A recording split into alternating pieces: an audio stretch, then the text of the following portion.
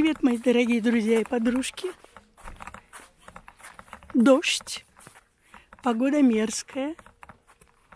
Я стою на лыжной трассе, которая раскисла. Спросите, что я делаю? А я приехала послушать, как среди всех этих луж финны поют и играют на гармонии. Я нахожусь под самой лыжной вышкой, вот под самым трамплином в городе Китея. Здесь, кстати, между прочим, известные финские спортсмены выросли. Так вот, народу удивительно понаехало. Сквозь лес я вижу, что уже какие-то огни горят. И я продвигаюсь туда. Я не буду громко говорить, поскольку, чтобы никого не смущать своей чисто русской речью, буду снимать, а потом уже прокомментирую что-нибудь. Тянет дымком. Те самые шведские свечи. Даже они сегодня не так ярко горят в такой сырости. Вы знаете, вид такой интересный, когда вдоль всего ствола пламя пробивается сквозь угли и древесину наверх.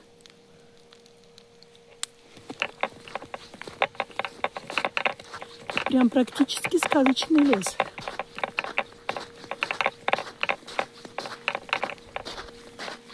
Я на разных мероприятиях здесь, в Китае, была, но ни разу меня в такой мокрый лес не заносило.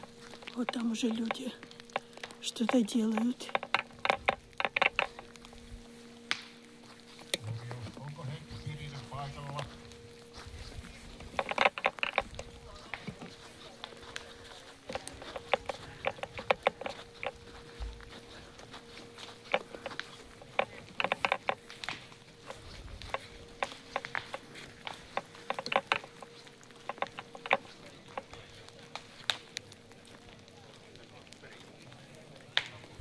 Как будто бы какая-то ведьма сидит и колдует. Или ведьмак.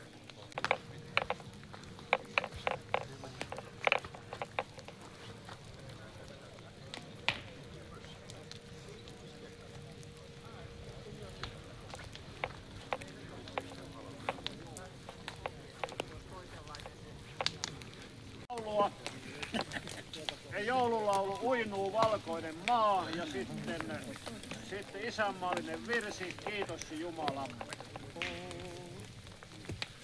Kiitos Jumalamme, kun annoit kauniin maan, annoit ylhät metsät, toit vedet virtaamaan. Kiitos sisukkaasta työstä isien, kiitos isänmaasta ja kohtaloista sen. Sovinnossa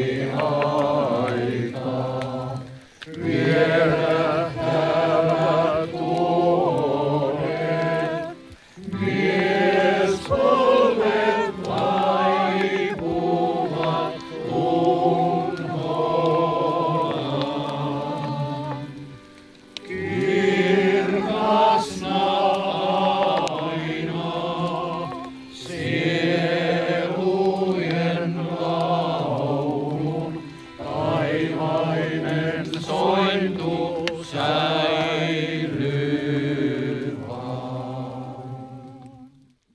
Я шла, пропахшая дымом, к машине через еще более темный лес и думала, вот она, настоящая любовь к родине. Без криков «Родина!», без шаманских танцев под песни с банальными текстами и без угроз устроить конец света. Финны – дети своей природы.